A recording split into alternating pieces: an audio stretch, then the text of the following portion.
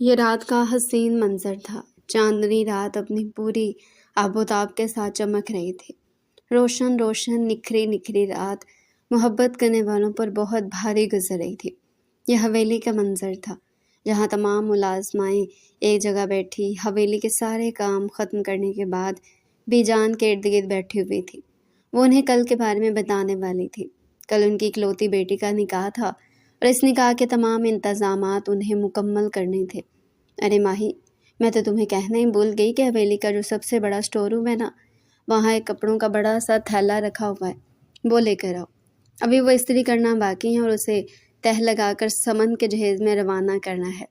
ماہی جو دوپٹے کے حالے میں اپنا خوبصورت چہرہ لیے چاندنی رات کو تک رہی تھی، ایک دم سے بی جان کی آواز پر انہیں دیکھنے لگی۔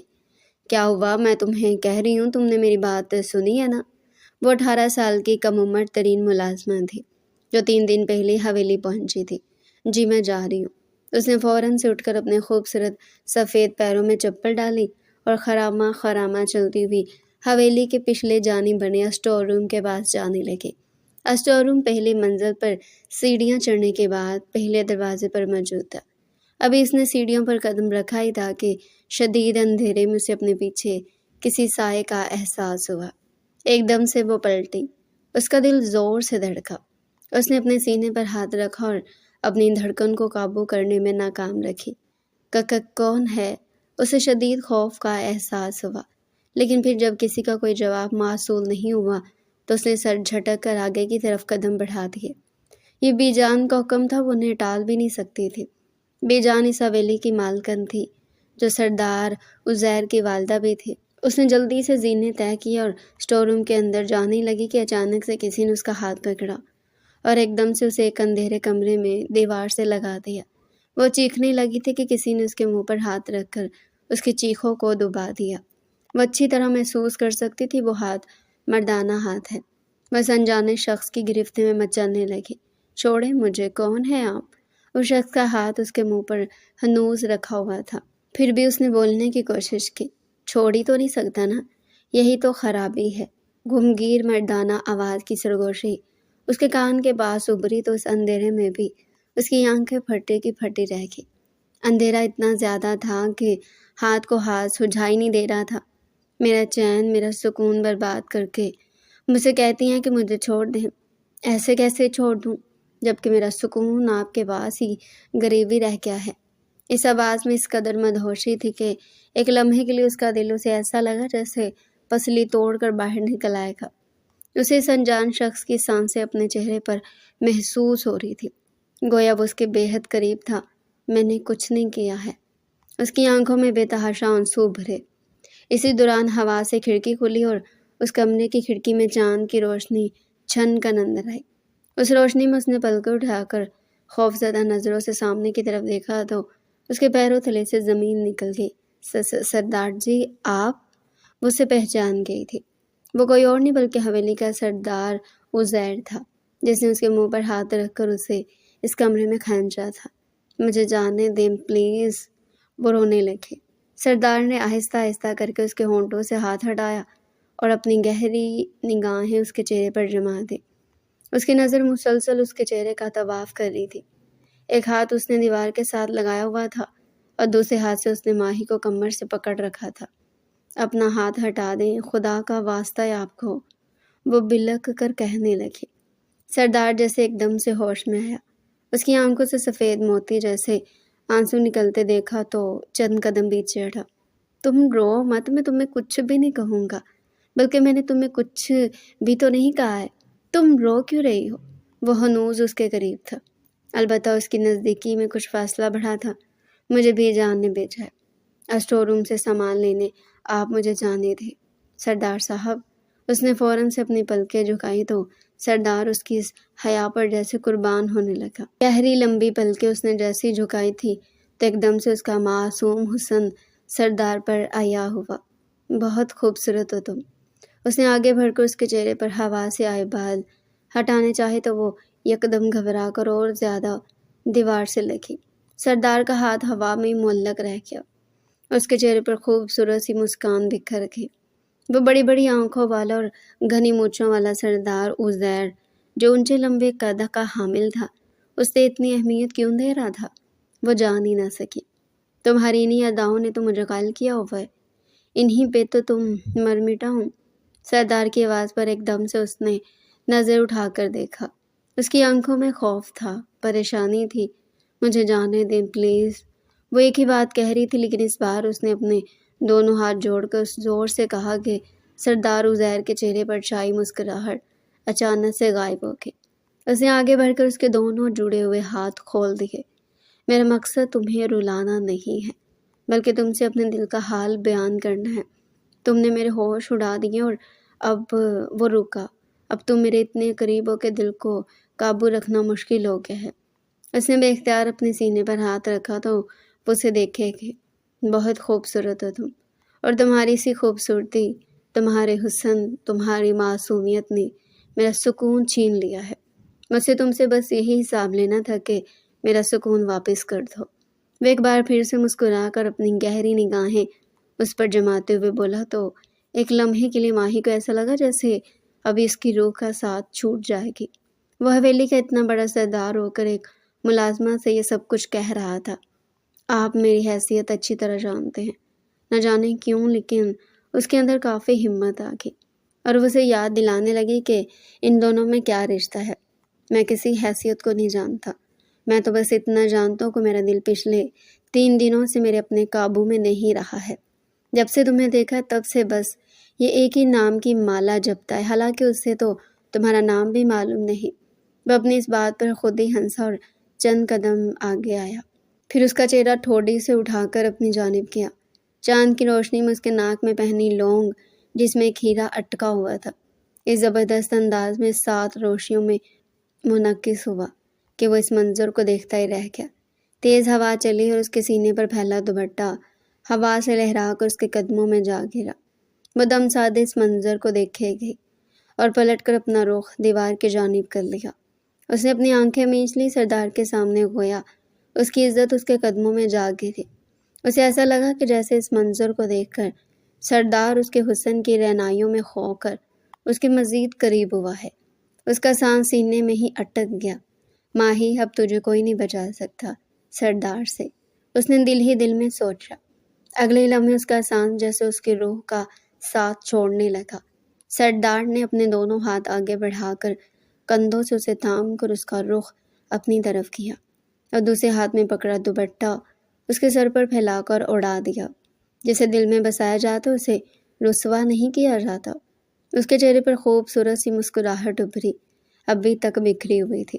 وہ جو خوف کے مارے آنکھیں میچ کر کے آگے کیا ہوگا یہ سوچے ہوئے تھی، ڈرتے ڈرتے آنکھیں کھول کر سردار کی طرف دیکھا۔ مجھ سے دور کھڑا تھا اور اسے دیکھ کر مسکرا رہا تھا۔ ایک لمحے کے لیے اس کا سانس بحال ہوا۔ اس نے فوراً سے اپنے دوپٹے کو سر سے کھینچ کر سینے پر بھی لپیٹ لیا۔ میں جاؤں؟ وہ پوچھنے لگی۔ قربان جاؤں تمہاری صدا پر، ابھی تو صرف تم پر اپنا حال دل آشکار کیا ہے اور اب تم مجھ سے اجازت بھی مانگ رہی ہو۔ کیا تم اتنی فرما بردار ہو؟ وہ چند قدم آگے آیا۔ اپنے دونوں ہاتھ اس نے ایک دوسرے میں باہم پھنسائے اپنی پیٹھ پر باندھے ہوئے تھے۔ قدرے جھک کر اس کی طرف کہا تو اس نے اپنی لمبی پلکیں اٹھائی اور اگلے لمحے تیز تیز دوڑتے ہوئے اس کمرے سے نکل کر اسٹور روم کے اندر آ گئی۔ اس نے فوراً سے اسٹور روم کا دروازہ بند کیا اور کنڈی لگائی۔ دل زور زور سے دھڑک رہا تھا اور اسے اپنے اس دھڑکنے کی آواز باہر تک بلند محسوس ہو رہی تھی۔ اگر کوئی دیکھ لیتا تو اسے آگے اسے سوچا ہی نہ گیا۔ سردار کا کیا جاتا، وہ تو مرد ہیں، انہیں کوئی کچھ نہ کہتا، عزت تو میری رسوا ہو جاتی۔ وہ وہی دیوار کے ساتھ ٹیک لگا کر بیٹھ گئی۔ ماہی تم اندر ہو؟ بی جان نے تمہیں یہاں بھیجا ہے، جسے پورے 15 منٹ ہو گئے تم ابھی تک باہر نہیں آئی۔ کیا تمہیں کپڑے مل گئے ہیں؟ وہ یہ دروازہ کیوں بند کر رکھا ہے؟ بجلی سی گئی تھی اور ہر طرف روشنی پھیل گئی۔ اس نے فوراً سے اٹھ کر دروازہ کھولا اور ماتھے پر آئے پسینہ صاف کیا۔ میں نے ڈھونڈا لیکن مجھے نہیں ملا۔ معصومیت سے اس نے انگلیاں باہم پھنسائے آنے والی ملازمہ سے کہا۔ اوفو، ایک تو تمہیں کبھی کچھ نہیں ملتا، مجھے یہاں آئے ہوئے دن بھی کتنے ہوئے ہیں۔ اس نے ملازمہ کے چہرے پر چھائی بیزاری کو دیکھتے ہوئے سے یاد دلایا۔ اور ہاں، میں بھول بھی گئی، شاید بی بی جان بھی بھول گئی کہ تم یہاں نہیں آئی ہو، اس لیے تمہیں بھیج دیا۔ چلو کوئی نہیں، مجھے مل گیا، یہ سامنے ہی تو رکھا تھا، تمہیں نظر نہیں آیا کیا؟ وہ اب نرمی سے بات کر رہی تھی۔ وہ فوراً سے ملازمہ کے پیچھے نکلی اور تیز تیز قدم اٹھاتے ہوئے سیڑھیاں اترنے لگی۔ اس نے کسی احساس کے تحت جیسے ہی مڑ کر دیکھا تو سردار عزیر اسے وہیں سیڑھیوں پر پڑا اپنے سینے پر ہاتھ باندھ کر مسکرا کر دیکھ رہا تھا۔ اس نے فوراً سے اپنا رخ پھیر لیا اور تیزی سے سیڑھیاں اتر کر نیچے گم ہو گئی۔ آج کا دن اس کے لیے بہت زیادہ حیران کن تھا۔ سردار عزیر کی نظروں میں وہ آ گئی تھی۔ اب اس حویلی میں اس کا ایک ایک دن بہت مشکل ہونے والا تھا۔ الارم کی آواز پر سردار عزیر کی آنکھ کھلی تو وہ فوراً سے واش روم میں گھسا اور ٹی شرٹ پر ٹراؤزر پہن کر جوگر پہنے لیس باندھ کر وہ سیدھا ہوا اور اچھل کود کے اپنے مسلز کو ایزی کرنے لگا۔ آج اسے دیر ہو گئی تھی، ورنہ وہ صبح سویرے اٹھ کر جوگنگ پر سب سے پہلے جایا کرتا تھا۔ تیزی سے سیڑھیاں اترتا ہوا وہ کسی سے ٹکرا گیا۔ اس سے پہلے کہ اس کے آگے کھڑا وجود وہ دھان پان سا تھا گرتا، اس نے اپنا ہاتھ آگے بڑھا کر اسے اپنی باہوں میں بھر لیا اور جیسے اس پر جھکا تو اس کی مسکراہٹ گہری ہوتی چلی گئی۔ اب اس میں میری کوئی غلطی نہیں ہے، آپ کو دھیان سے چلنا چاہیے تھا۔ وہ ہنوز اس کی باہوں میں جھول رہی تھی۔ یہ صبح سویرے کا وقت تھا، شاید یہی کوئی 8 بج رہے تھے۔ کل رات تمام لوگ کاموں میں مصروف تھے، اس لیے شاید آج کوئی بھی اتنی جلدی نہیں اٹھاتا تھا۔ اسے اپنے اتنے قریب دیکھ کر زور زور سے سانس لینے لگی۔ وہ اس کی سانسوں کے زیرو بم کو محسوس کر رہا تھا۔ اب آپ مجھ پر الزام نہیں لگا سکتے، کیونکہ آپ شاید یہی چاہتی ہیں کہ میں آپ کو اپنی باہوں میں بھر کر ہی رکھوں، خود کے بالکل قریب کر کے اسی طرح آپ کا دیوانہ بنا رہوں۔ وہ جھک کر اس کے کان میں سرگوشی کرنے لگا تو اس نے فوراً سے اس کے سینے پر ہاتھ رکھ کر اسے خود سے دور کیا۔ وہ سیڑھیوں کا سہارا لیتی ہوئی اس سے بے اختیار الگ ہوئی۔ یہ آپ کی غلط فہمی ہے۔ اسے اپنا دوپٹہ سنبھالا جو کل کی طرح آج بھی اس کے قدموں میں گرنے کے لیے بےتاب نظر آ رہا تھا۔ تو میری خوش فہمی کیا ہے، ذرا یہ بھی بتا دیں مجھے۔ وہ سینے پر بازو لپیٹے اس کا راستہ مکمل طور پر روکے ہوئے تھا۔ ہم ملازم ہیں، ہمیں ملازم رہنے دیں، ہمیں وہ خواب نہ دکھائیں جو کبھی پورے نہیں ہو سکتے۔ اس نے انتہائی دھیمی آواز میں سردار عزیر کی آنکھوں میں پہلی بار جھانک کر بے خوفی سے کہا تو وہ اس کے اس ادا پر بھی اپنی جان دینے لگا۔ سردار عزیر نے ایک دم سے اس کا ہاتھ پکڑا اور اپنے سینے پر رکھا۔ یہاں بس گئی ہو تم، جب سے تمہیں دیکھا دن رات تمہارے بارے میں سوچتا رہتا ہوں۔ 35 سالہ سردار عزیر کسی کی محبت میں یوں بھی گرفتار ہو سکتا، کبھی سوچا بھی نہ تھا۔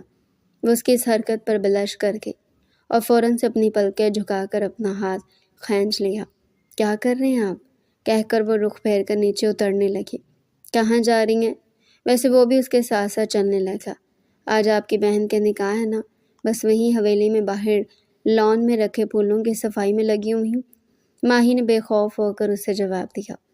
اس لڑکی کو دیکھے گیا جو کل تک بے حد خوفزدہ تھی اور آج شاید اس کے لفظوں نے اسے ہمت اور حوصلہ دیا تھا، جو وہ بغیر ڈرے اس سے بات کر رہی تھی۔ ایک بات پوچھوں؟ اس کے راستے میں آیا، اس کا راستہ روک کر اسے پوچھنے لگا۔ وہ نظر اٹھا کر اس کی آنکھوں میں دیکھنے لگی۔ ایک دن میں ایسی تبدیلی کہاں سے آ گئی؟ سردار عزیر سے تو یہاں سب ڈرتے ہیں، تم بھی ڈرتی تھی، پھر اچانک یہ بے خوفی کیسے؟ اس کے سوال پر ماہی کے ماتھے پر پسینے پھوٹ پڑے۔ ساری رات میری آنکھوں میں ہی کٹی ہے، اس خوف سے کہ اب ہر لمحہ آپ کے سامنے خود کو بے خوف ظاہر کرنا ہے، اور آپ کے سوال نے لمحوں میں مجھے دوبارہ سے خوف کی دہلیز پر لا کھڑا کیا ہے۔ وہ ٹھہر ٹھہر کر اپنی نظریں بار بار جھکا جھکا کر اپنی انگلیاں مروڑ کر اسے آہستہ آہستہ جواب دینے لگی۔ اس کے جواب پر بے ساختہ اس کا کہکا بلند ہوا تھا۔ اسی دوران وہ بھاگ کر حویلی کے لان میں آ گئی اور پودوں کو پانی دینے لگی۔ وہاں پائپ سے پانی جاری تھا جو پودوں کو صاف کر رہا تھا۔ وہ ٹک ٹکی باندھے سینے پر بازو لپیٹے اسے دیکھتا رہا۔ یہ منظر پہلی بار دیکھ رہا ہوں۔ گلاب کا پھول دوسرے گلابوں کو پانی دے رہا ہے۔ اس کے تبصرے پر اس کے ہاتھ لرزے، وہ اسے قدرے دور ہوئے۔ عزیر بیٹا، کیا ہوا ہے؟ آج یہاں ہی کھڑے ہو؟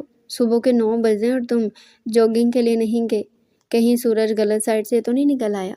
آج بھی جان آہستہ آہستہ قدم اٹھاتی ہوئی اس کے پاس پہنچی تو وہ ایک دم سے پزل ہوا۔ اور یہ اتنے خوش کیوں دکھائی دے رہے ہو؟ کیا لاٹری نکل آئی ہے؟ ان کی بات سن کر وہ ہنسا نہیں، لیکن یوں ہی سمجھے کہ لاٹری نکل آئی ہے، پر ابھی آپ کو بتاؤں گا نہیں کہ وہ کیا ہے، بہت جلد آپ کو بتا دوں گا۔ پر ابھی کافی وقت ہے، پہلے اس لاٹری کو تو پتہ چلے کہ وہ میرے نام نکلی ہے۔ وہ بہکی بہکی باتیں کرنے لگا۔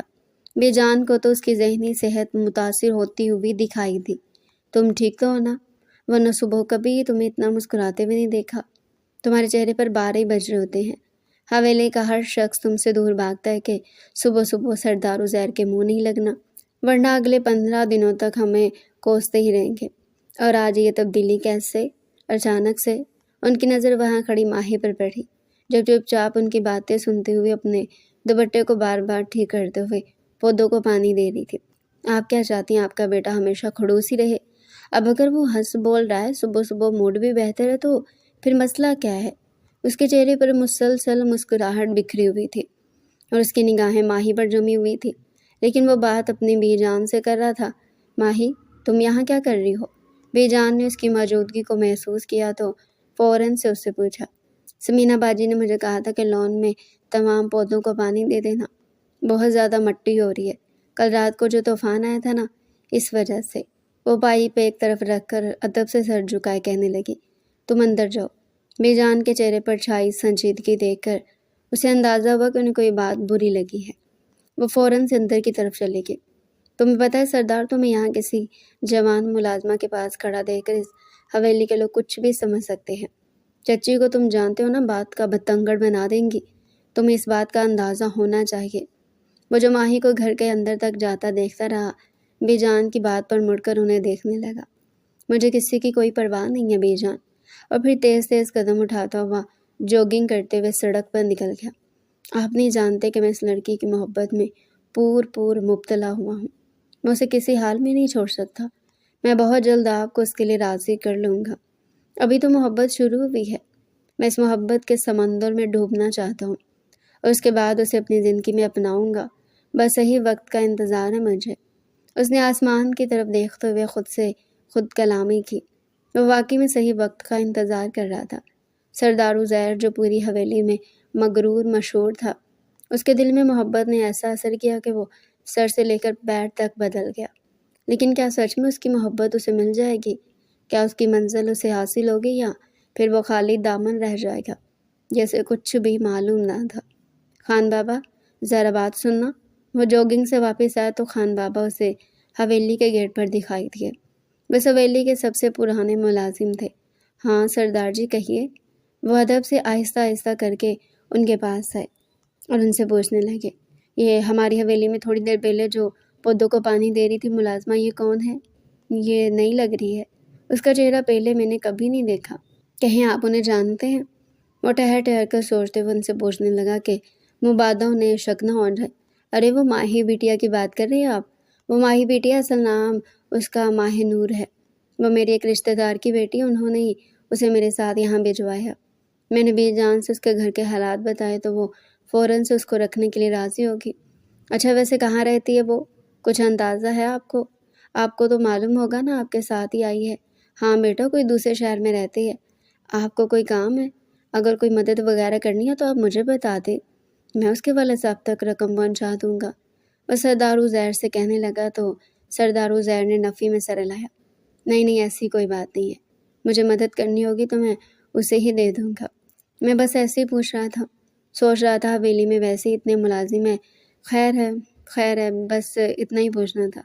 آخر سردار عزیر کو بھی تو حق ہے نا کہ حویلی کے ملازموں کا حساب رکھے۔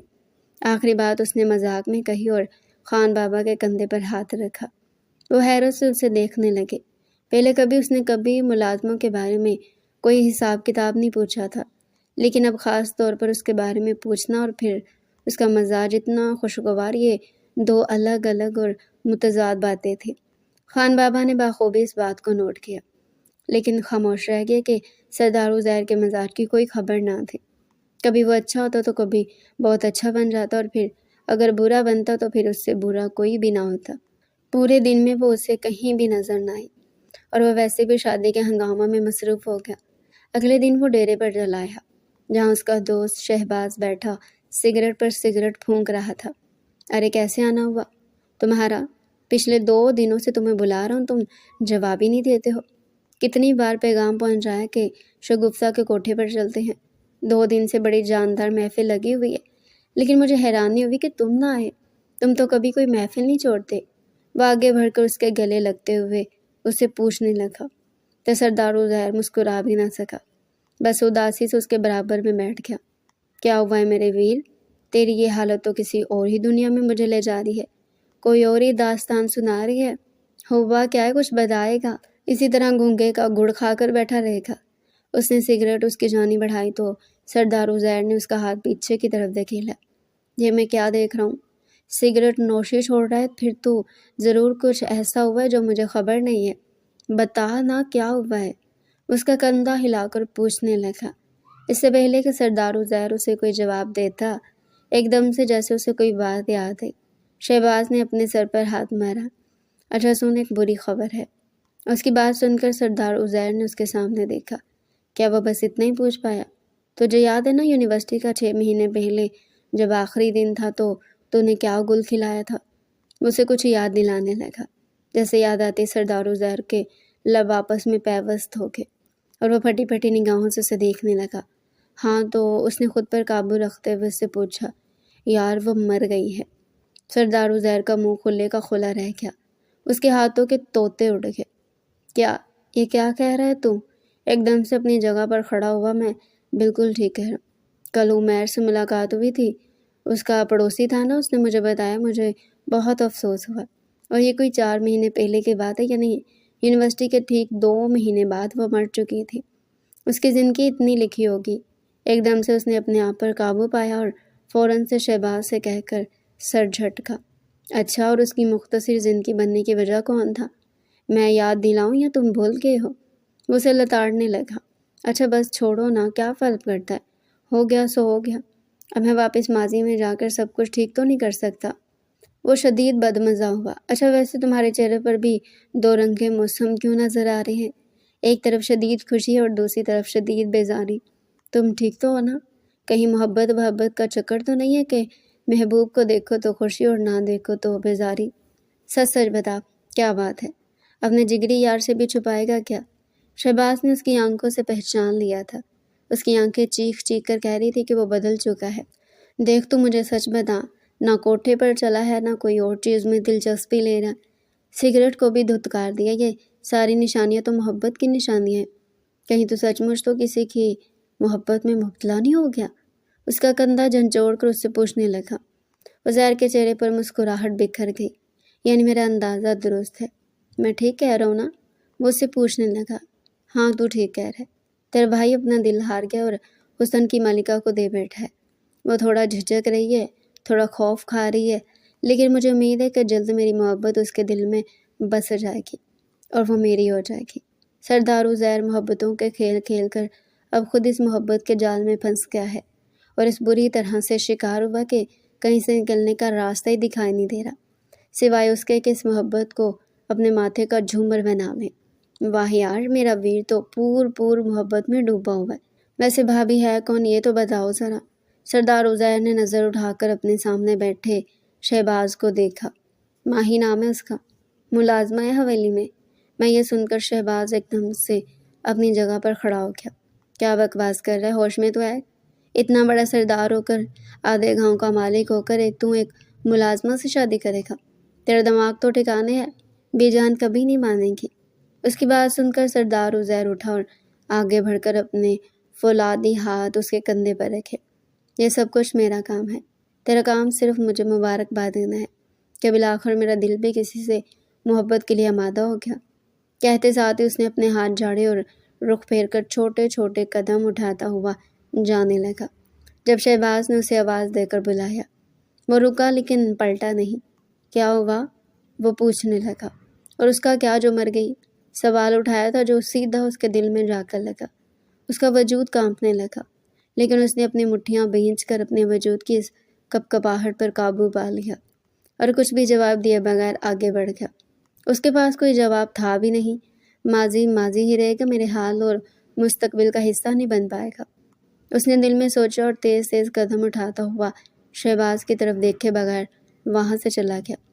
وہ کچن میں کھڑی مہمانوں کے لیے چائے بنا رہی تھی جب اچانک سے سردار عزیر کی آواز سنائی دی تھی۔ اس کا وجود کانپنے لگا۔ وہ اس وقت کچن میں اکیلی تھی اور حویلی کی پہلی منزل پر تمام لوگ جمع تھے۔ وہ حویلی کے گراؤنڈ فلور پر موجود تھی۔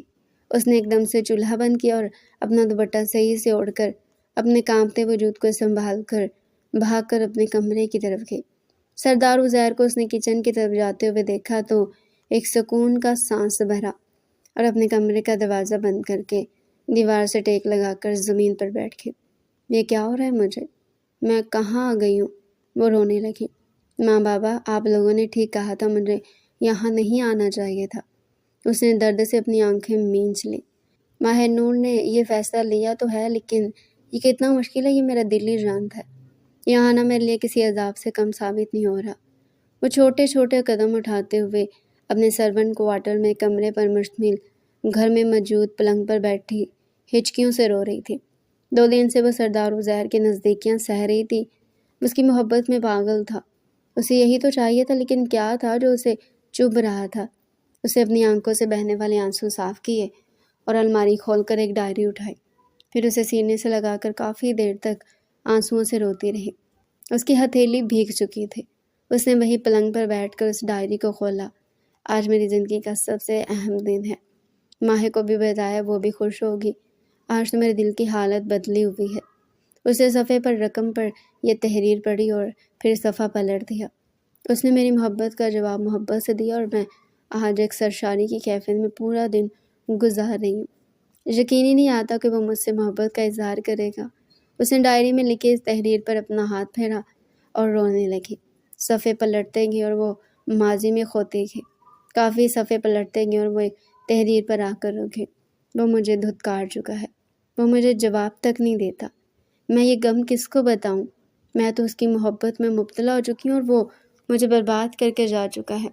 اب میرے سامنے 2 ہی راستے ہیں، یا ان حالات کا مقابلہ کروں یا موت کو گلے لگا دوں۔ یہاں ماہر نور کی ہچکیاں بند گئیں اور پھر ڈائری ختم ہوگی۔ صفحات بھی اور شاید زندگی بھی۔ ماہر کے ساتھ ساتھ اس کے خاندان کی زندگی بھی ختم ہوگی۔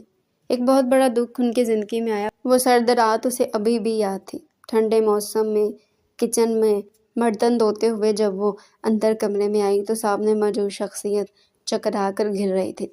کیا ہوا ہے تمہیں؟ وہ بھاگ کر دوڑتی ہوئی اس کے پاس آئی اور اسے تھام لیا۔ مجھے معاف کر دینا، امی سے بھی کہنا مجھے معاف کر دیں، اور بابا سے کہنا میں ان سے نظریں ملانے کے قابل نہیں ہوں۔ اس کے ہاتھ میں ایک لفافہ تو اسے وہ تھامے ہوئے تھے۔ ماہر نے آگے بڑھ کر اسے ہوش دلانے کی کوشش کی۔ آہستہ آہستہ نیم غنودگی کی کیفیت میں جا رہی تھی۔ امی، بابا، وہ اسے وہیں چھوڑتی ہوئی دوڑتے ہوئے اپنے والدین کے پاس پہنچی۔ باجی کو نہ جانے کیا ہو رہا ہے۔ اس کے بوڑھے والدین دوڑتے ہوئے وہاں آئے، لیکن تب تک بہت دیر ہو چکی تھی۔ ماں نے پتھرائی ہوئی آنکھوں سے اس کے ہاتھ میں موجود لفافے کو دیکھا اور جھک کر کے لفافہ اٹھایا، اسے چیک کیا۔ اندر جو کچھ بھی لکھا ہوا تھا اس کے پیروں تلے سے زمین نکالنے کے لیے کافی تھا۔ وہ پھٹی پھٹی نگاہوں سے زمین پر لیٹے بے جان وجود کو دیکھنے لگی جو اس دنیا سے گزر چکا تھا۔ نہ جانے کتنی اذیت اس نے سہی تھی اور وہ تمام لوگ اس کی اذیت سے بے خبر تھے۔ وہ ڈائری سینے سے لگائے زاروں کی طرح رو رہی تھی۔ اسے ارد گرد کا ہوش نہ تھا۔ وہ ماضی سے نکل کر دوبارہ اپنے حال میں پہنچ گئی، جہاں وہ اس حویلی میں آ کر اپنے والدین کو سپورٹ کرنے لگی۔ سب کچھ بدل چکا تھا، کچھ بھی پہلے جیسا نہیں رہا، اور وہ اتنی دور یہاں حویلی میں موجود سردار عزیر کی نزدیکیاں سہ رہی تھی۔ اس نے فوراً سے اپنے آنسو صاف کیے، کیونکہ اس کے کمرے کا دروازہ بجا تھا۔ اگر وہ اسی طرح بار بار اپنے کمرے میں آ کر روتی رہی تو اسے اس حویلی سے نکال دیا جائے گا، اور وہ کسی قیمت پر بھی اس حویلی سے نکلنا نہیں چاہتی تھی۔ کون ہے؟ اس نے اپنی آواز کو نارمل کرتے ہوئے پوچھا۔ کیا ہو گیا ماہر؟ تمہاری طبیعت ٹھیک نہیں ہے؟ چائے چولہے پر رکھے، لیکن چولہا بند پڑا ہوا ہے اور تم خود بھی وہاں موجود نہیں ہو۔ سمینا آنٹی اس کے سر پر پہنچ کر اسے ڈانٹنے لگی۔ معاف کیجیے گا، سر میں بہت درد ہو رہا تھا، اس لیے یہاں آنا پڑا۔ چولہا میں نے بند کیا، چائے آدھی پک چکی تھی، میں دوبارہ جا کر پکا دیتی ہوں۔ وہ فوراً سے بھاگ کر کچن میں آئی۔ اسے ڈر تھا کہ سمینا آنٹی نے اگر اس کی آنکھوں میں جھانک لیا تو پھر ان کے نہ ختم ہونے والے سوالات کا سلسلہ شروع ہو جائے گا، اور وہ ہرگز برداشت نہیں کر سکتی تھی۔ بات سنو تم میری۔ سمینا آنٹی اس کے پیچھے چلی آئی تو اس کا سانس اس کے سینے میں اٹک گیا۔ جی، وہ مڑ کر ادب سے اپنے سر پر تو بٹا جمایون سے پوچھنے لگی، چائے بن جائے تو سب سے پہلے سردار عزیر کے لیے ایک بڑے سے مگ میں ڈال کر ان کے کمرے میں پہنچا دینا۔ انہوں نے یہ آرڈر دیا تھا، اس لیے میں تمہارے کمرے میں آئی، ورنہ چائے تو میں خود بھی پکا سکتی تھی۔ انہوں نے اس کے سر درد کے خیال سے کہا، لیکن اسے حقیقت بھی بتا دی۔ کیا میں جا کر پہنچاؤں؟ میں پکا دوں گی، لیکن آپ پلیز کسی اور سے کہہ دیں۔ آپ جانتی ہیں نا میرا سر درد کبھی۔ آنٹی نے غصے سے اس کی طرف دیکھا۔ میں یہاں تمہاری طرح ملازم ہوں، اس لیے جو کہا ہے نا وہی کرنا پڑے گا۔ یہ سنتے اس کے ہوش اڑے اور کپ کپاتے ہاتھوں کے ساتھ اس نے چائے مگ میں بھری۔ چائے کئی بار چھلک کر اس کے ہاتھ پر گری، لیکن اسے درد کا احساس بھی نہ ہوا، کیونکہ اب جو کچھ اسے برداشت کرنا تھا وہ ان تمام چیزوں سے بہت اوپر تھا۔ ماہی، تم بہت غلطیاں کر رہی ہو، اب جلدی سے جاؤ، یہاں کھڑی ہو کر میرا منہ کیا دیکھ رہی ہو؟ جاؤ جلدی۔ سردار عزیر نے پچھلے 20 منٹ سے کہا ہوا ہے اور وہ زیادہ صبر نہیں کرتے۔ غصہ آتا تو سامنے والے بندے کی نانی اسے یاد دلا دیتے ہیں، تم یہاں کھڑی کھڑی میرا منہ کیا دیکھ رہی ہو؟ اور یہ کام کیوں کر رہی ہو؟ تمہیں پل سرات سے گزرنے کا کام تھوڑی دی ہے۔ چلو جاؤ جلدی کرو، شاباش، باقی میں دیکھ لوں گی۔ اتنا تو کر ہی سکتی ہو نا، ورنہ سردار کے عذاب کا شکار صرف تم نہیں ہوگی، میں بھی ہوں گی، جنہیں انہوں نے یہ پیغام دیا تھا۔ سمیرہ آنٹی نے بڑبڑاتے ہوئے اس سے ڈپٹا تو وہ ایک دم سے ہوش میں آئی، کپ ٹرے میں سجایا اور ٹرے اٹھا کر سیڑھیاں چڑھ کر سردار عزیر کے کمرے کی طرف بڑھنے لگی۔ اس کا ایک ایک قدم بہت بھاری ہو رہا تھا، جس پر ایک بہت بھاری بوجھ موجود تھا، اور اسے بھاری بوجھ ہر حال میں اٹھانا تھا۔ اس نے گہرا سانس بھرا اور اپنے ہاتھ میں موجود ٹرے کو دوسرے ہاتھ میں شفٹ کر کے دروازہ بجایا۔ 2-3 بار بجانے کے بعد بھی جب دروازہ نہ کھلا تو اس نے آہستہ سے دروازے کو دھکا دیا۔ دروازہ کھلتا چلا گیا۔ ماہ نور اندر آ گئی۔ اسے دیکھا کمرہ خالی اور کوئی بھی نہیں ہے۔ فوراً سے سائڈ ٹیبل پر ٹرے رکھی اور جیسے جانے کے لیے مڑی تو کسی کے چوڑے شانوں سے ٹکرائی۔ وہ کوئی اور نہیں سردار عزیر تھا، جو اس کے بالکل سامنے کھڑا اس کے ہوش اڑا رہا تھا۔ اتنی بھی جلدی کیا ہے بھاگنے کی؟ ویسے آپ جب بھی گرتی ہیں نا، سنبھالنے کے لیے میں ہی موجود ہوتا ہوں۔ شاید آپ کو مجھ پر اب بھروسہ ہونے لگا ہے کہ میں جہاں موجود ہوں وہاں آپ کو تھام لوں گا، گرنے نہیں دوں گا۔ وہ لڑکھڑا کر پیچھے ہوئی تو اس نے فوراً سے اسے اپنے ہاتھوں سے تھاما۔ وہ سیدھی ہو کر اس کی باتوں کے جادو میں کھونے لگی۔ اگلے ہی لمحے وہ ہوش میں آئی اور سردار عزیر کے بائیں طرف سے نکل کر جیسے ہی جانے لگی تو اس نے اس کا ہاتھ پکڑ لیا۔ اس کی کلائی سردار عزیر کے فولادی ہاتھوں میں مقید تھی۔ چھوڑے مجھے، جانے دے، ماہ منمنائی۔ ایک جھٹکے سے سردار عزیر نے اسے کھینچ کر اپنے مقابل کیا۔ اس کے اتنے قریب تھا کہ اسے اپنی گردن پر اس کی گرم سانسیں محسوس ہونے لگی۔ تم مجھے ابھی اسی وقت ایک بات کا جواب دو۔ وہ گھمگیر لہجے میں اس کا چہرہ اپنے مقابل کیے اس کے بالکل نزدیک کھڑا پوچھنے لگا۔ ماہی کی دھڑکن دھک دھک کرتی اسے سنائی دے رہی تھی۔ سردار عزیر کا ایک ہاتھ اس کی کمر پر تھا اور اس نے دوسرے ہاتھ سے اس کی کلائی تھام رکھی تھی۔ تمہارے بغیر میرا جینا اب دشوار ہونے لگا ہے۔ ہر پل تمہاری طلب ہوتی ہے۔ اس طلب کو اب مجھے مٹانا ہے تو مجھے بتاؤ، میرے نکاح میں آنا پسند کرو گی؟ اس نے ایک جھٹکے سے نگاہیں اٹھا کر اس کی طرف دیکھا۔ یہی وہ لمحہ تھا جو اس کی زندگی میں آنا ضروری تھا، اور وہ لمحہ آ گیا تھا۔ وہ فوراً سے پلکیں جھکا گئی۔ حیا کی لالی اس کے پورے چہرے پر بکھر گئی۔ یہ کیسے ممکن ہے؟ آپ سردار اور میں ملازمہ۔ کچھ بھی مت کہو، بس مجھے ہاں یا نہ میں جواب دو کہ سردار عزیر کی بے تابیوں کو پناہ ملے اور اسے سکون حاصل ہو۔ اس نے اپنی انگلی اس کے نازک پنکھڑی سے لبوں پر رکھی تو وہ تڑپ اٹھے۔ اس کی بے تابیوں، اس کی نزدیکیاں سہنا اس کے لیے بہت مشکل ہوتا جا رہا تھا۔ ایک لمحے کے لیے ماہ نور کو اپنا سانس بند ہوتا ہوا محسوس ہوا۔ بتاؤ نا، چپ کیوں ہو؟ مجھے کیوں مشکل میں ڈال رہی ہو؟ تم فیصلہ سناؤ تو میں ابھی کے ابھی فیصلہ کر لوں گا۔ سردار عزیر کی بات کو کوئی نہیں ٹال سکتا، لیکن سردار عزیر تمہارے سامنے منتیں کر رہا کہ تم اپنا فیصلہ سناؤ۔ میں تمہاری مرضی کے بغیر تمہیں اپنی زندگی میں شامل نہیں کر سکتا۔ تمہاری مرضی میرے لیے اب سب کچھ بن چکی ہے۔ وہ دھیرے دھیرے اس کے کان میں سرگوشی کرنے لگا۔ اس کے دل میں جگہ بنا رہا تھا اور وہ آنسو بہاتی بند آنکھوں سے اس کا خطرناک مستقبل دیکھ رہی تھی، جس کی نظروں سے اوجھل تھا۔ یہ کیسے ممکن ہے؟ اس نے دھیرے سے کہا اور اس سے دور ہونے کی کوشش کی، لیکن وہ اسے کسی طور چھوڑنے کے لیے اختیار نظر نہیں آ رہا تھا، ہاں یا نہ۔ اس نے اس کا بازو تھاما اور اسے اپنے اور قریب کیا۔ ماہ نور تڑپنے لگی۔ مجھے چھوڑ دیں پلیز، اس نے ایک بار پھر سے التجا کی۔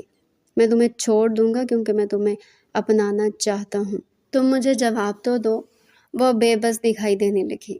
پہلی بار اس نے سردار عزیر کی آنکھوں میں اداسی چھائی دیکھی، جو نہ جانے کیوں اس کے دل کو بھی بے پناہ دکھ پہنچا رہی تھی۔ ہاں، اس نے اگلی لمحے فوراً سے کہا تو سردار عزیر کے چہرے پر بے پناہ خوبصورت مسکراہٹ بکھر گئی۔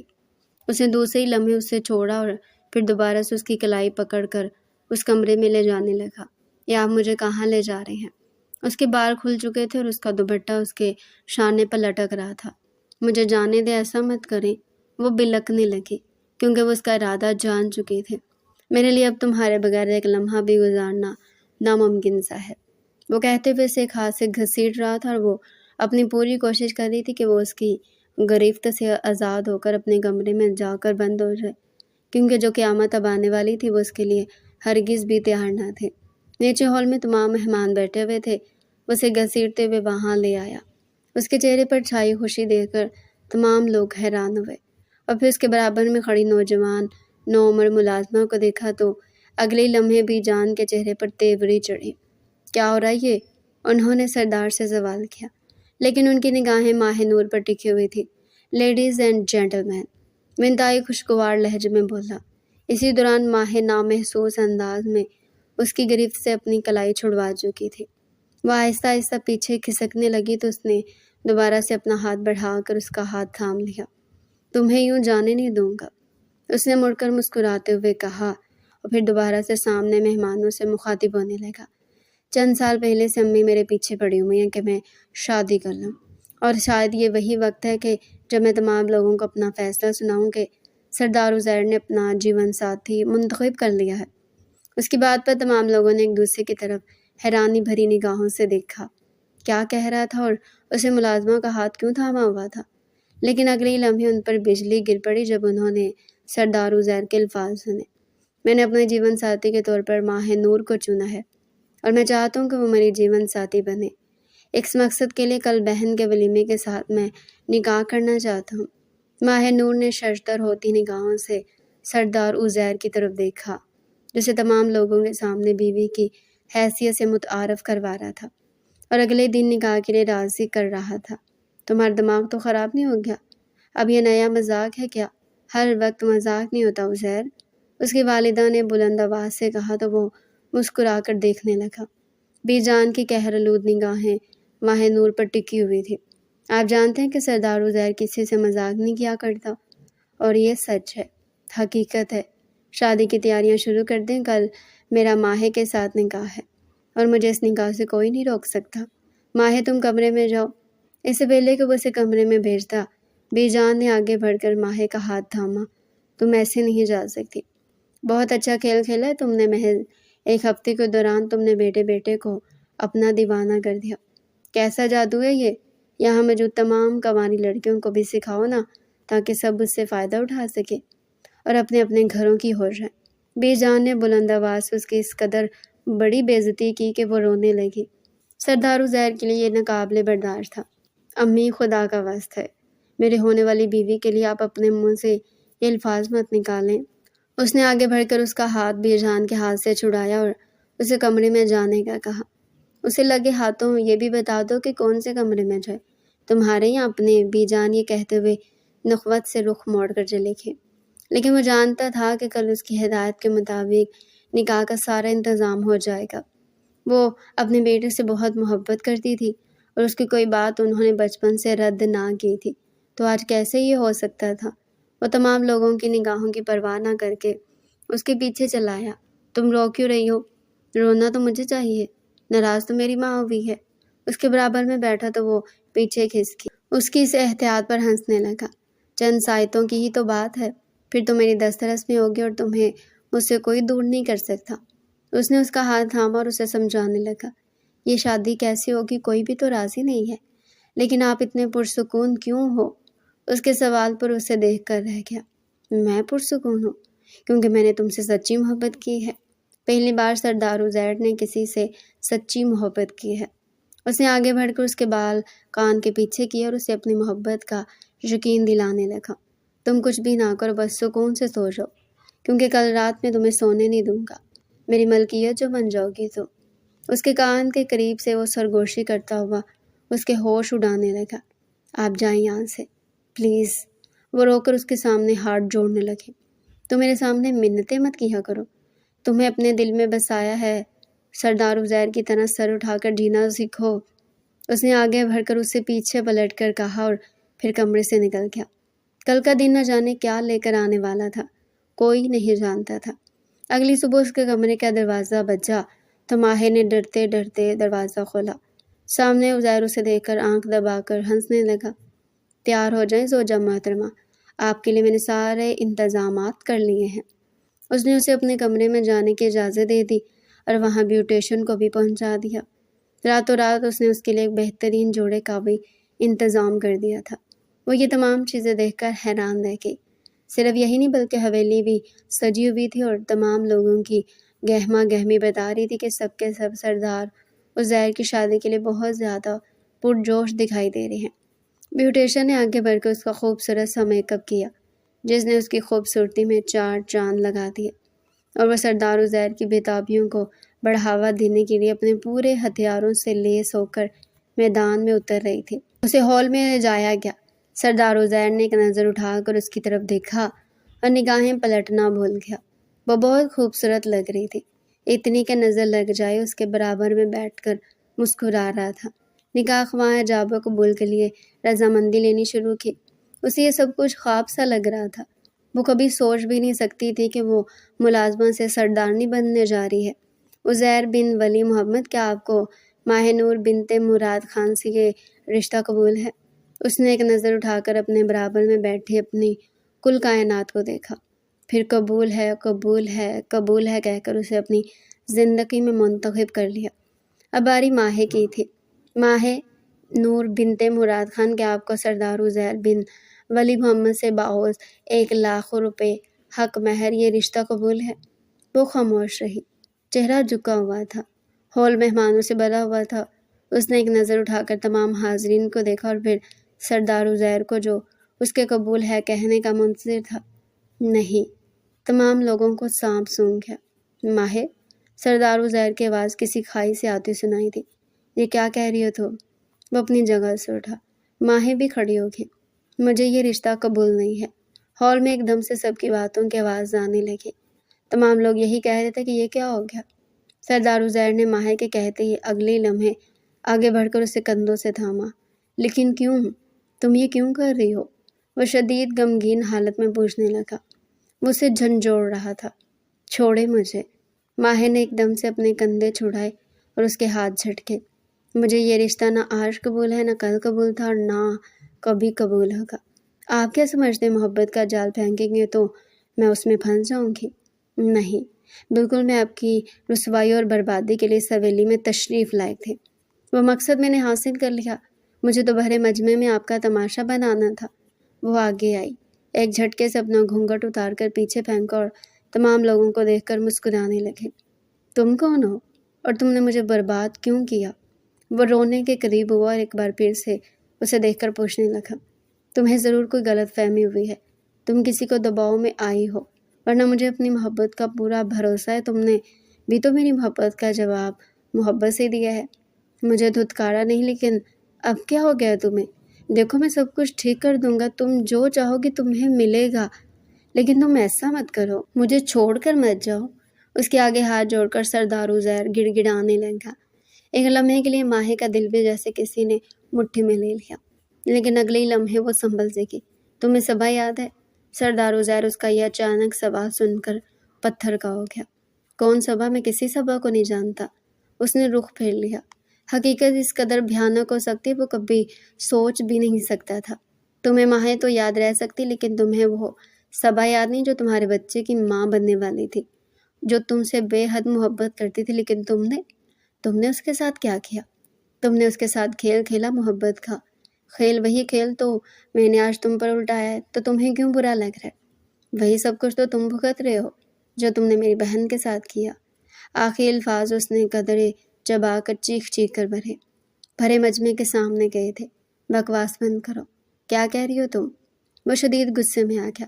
اب بکواس تم بند کرو گے، اپنی اور میری بات سنو گے۔ یہ وہی شخص ہے جس نے میری جان، میری بہن کو اپنی محبت کے جال میں پھنسایا۔ صبا نور نام تھا اس کا۔ وہ جان سے پیاری میری بڑی بہن تھی۔ اس کی محبت میں پاگل ہو گئی اور اس کے سامنے اپنی عزت لٹا بیٹھی۔ جواباً اس نے کیا کیا؟ اسے اپنانے کے بجائے موت کے منہ میں چھوڑ دیا۔ مجھے آج بھی وہ الفاظ یاد ہیں جو تم نے اس سے کہے تھے، اور اس نے اپنی ڈائری میں لکھ کر محفوظ کر لیے۔ وہ رونے لگی۔ وہ زور زور سے چلا چلا کر کہنے لگی، سردار عزیر تو جیسے کاٹو تو بدن میں لہو نہیں مترادف کھڑا سن ہوتا، دماغ لیے اسے سنتا رہا۔ آج اس کا ہر ایک راز آشکار ہو رہا تھا۔ تم نے اس سے کہا تھا کہ دفع ہو جاؤ اپنے ناپاک وجود کو لے کر، لیکن اس نے کیا کیا؟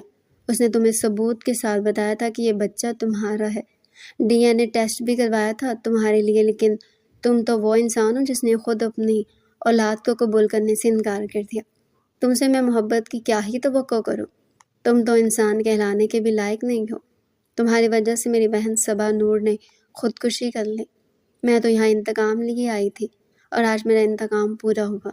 میں تمہیں ٹھکراتی ہوں، تمہاری محبت کو اپنے پاؤں تلے کچل کر یہاں سے جاؤں گی۔ تم تڑپو گے، تم میرے پیچھے ہوگے، لیکن میں تب بھی تمہیں معاف نہیں کروں گی، کیونکہ تم ایک قاتل ہو، نہ صرف میری بہن کے بلکہ اس ننھی سی جان کے جو تمہاری اپنی اولاد تھی، جو اس کے پیٹ میں پل رہی تھی۔ میں تم جیسے شخص سے کیسے شادی کر سکتی ہوں جس کے ہاتھ خون سے رنگے ہوئے ہیں؟ اس نے انگلی اٹھا کر اس کا چہرہ تمام لوگوں کے سامنے بے نقاب کیا اور روتے ہوئے اس کی حقیقت سب لوگوں کے سامنے کھول دی۔ پھر اچانک سے ساری جولری کھینچ کر اتار کر اس کے منہ پر دے ماری اور روتے ہوئے گھر سے باہر نکلی۔ ماہے، میں مر جاؤں گا، میری بات سنو، میں معافی مانگ رہا ہوں نا تم سے۔ میں تمہارے قدموں میں پڑ جاؤں گا، ان تمام لوگوں کے سامنے تم سے معافی مانگوں گا، تم مجھے چھوڑ کر مر جاؤ۔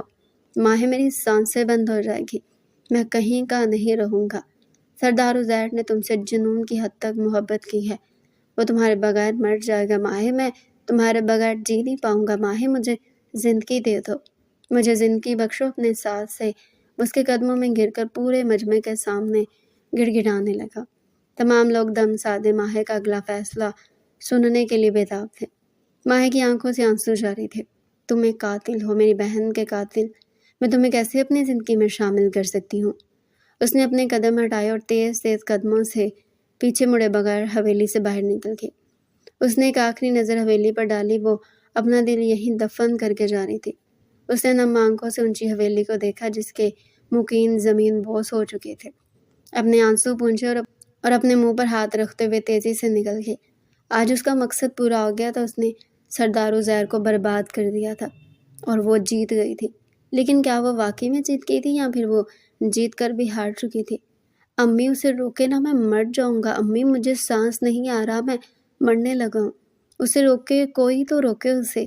وہ دیوانہ وار یہاں سے وہاں تمام لوگوں سے مدد طلب کر رہا تھا، لیکن لوگ اسے نفرت بھری نگاہوں سے دیکھ کر پیچھے ہٹنے لگے۔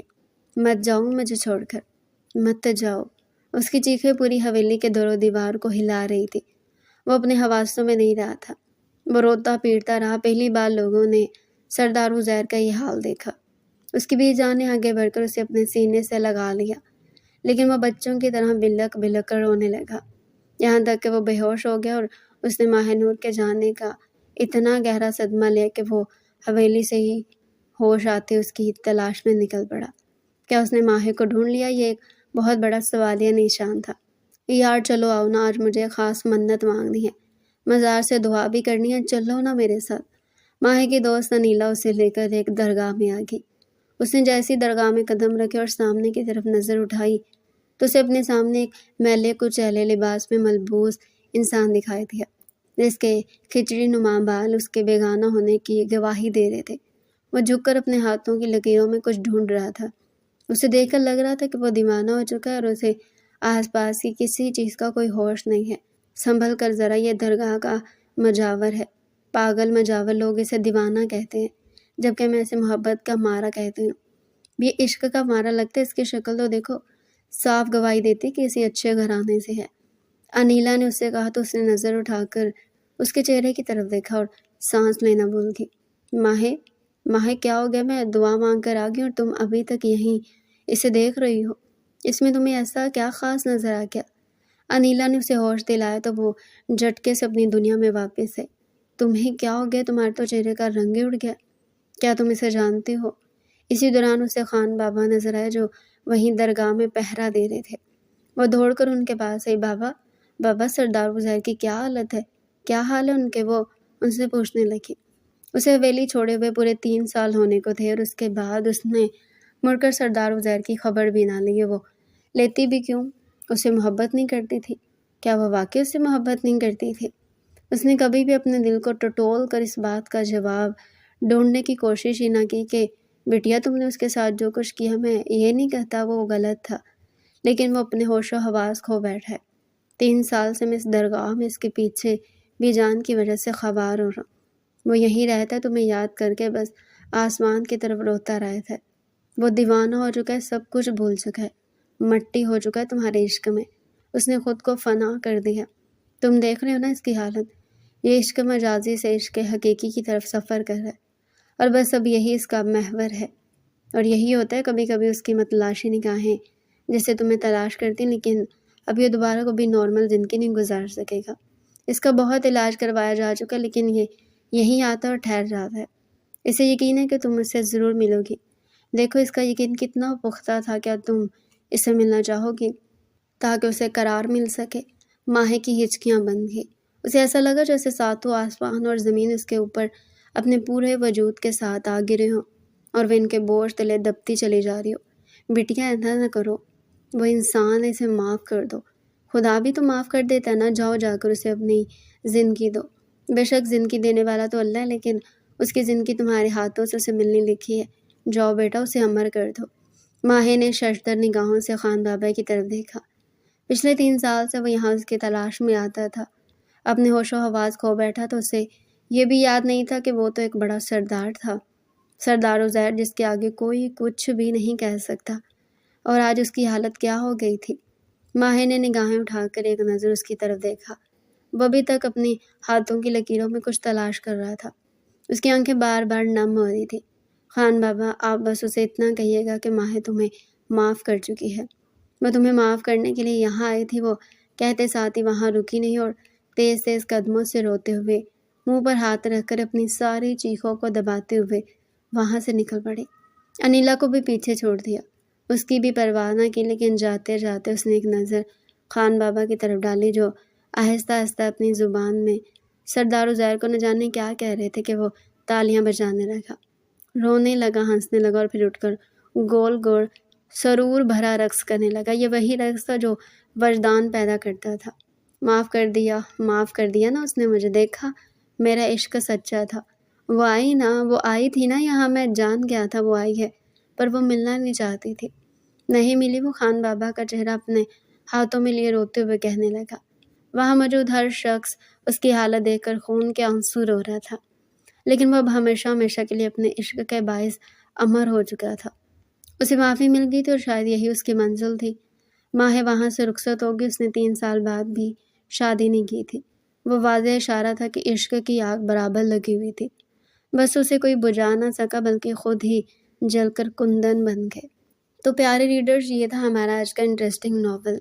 اگر آپ مزید ایسے ہی پیارے پیارے اور انٹرسٹنگ ناول ہمارے چینل پر ڈیلی سننا چاہتے ہیں تو چینل کو سبسکرائب کریں، ویڈیو کو لائک کریں اور کمنٹ سیکشن میں اپنی رائے لازمی دیں۔